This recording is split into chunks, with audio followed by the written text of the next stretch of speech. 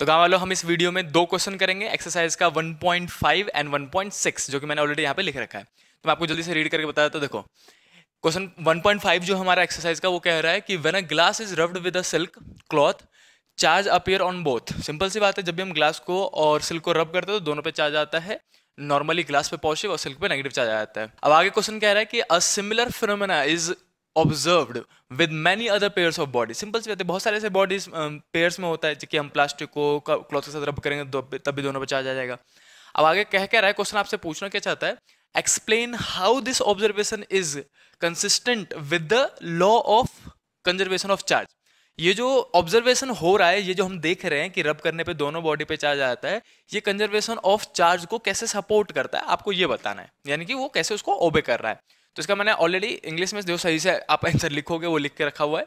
और बेसिकली आप क्या बोलोगे, मैं हिंदी में समझाता हूँ। पहले आप ये बोलोगे कि जब भी हम दो बॉडी को आपस में रब करते हैं तो एक बॉडी इलेक्ट्रॉन लूज करता है और दूसरा गेन कर लेता है। इसका मतलब ये है कि जो इलेक्ट्रॉन है वो कंजर्व है। इसका मतलब electron can neither be created और नॉर बी डिस्ट्रॉयड, यानी कि charge can neither be created nor be destroyed, it can transfer from one body to another.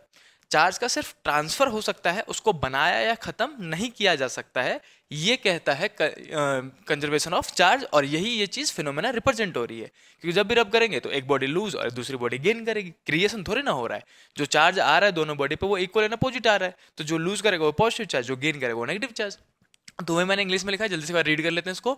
When a glass is rubbed with silk both acquire equal and opposite charges. देख रहे हो, ये लिखा हुआ है यहाँ पे कि दोनों पे इक्वल एंड अपोजिट चार्जेस आते हैं।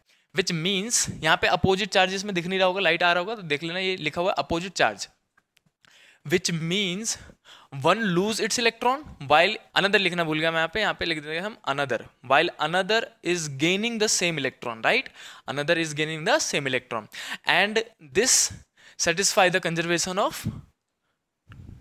charge, which means charge can neither be created nor be destroyed, it can transfer from one body to another। ये आपको पूरी लाइन लिखनी है। आई होप कि आपको इजीली समझ में आ गया हो। थ्योरेटिकल क्वेश्चन, आसान क्वेश्चन था।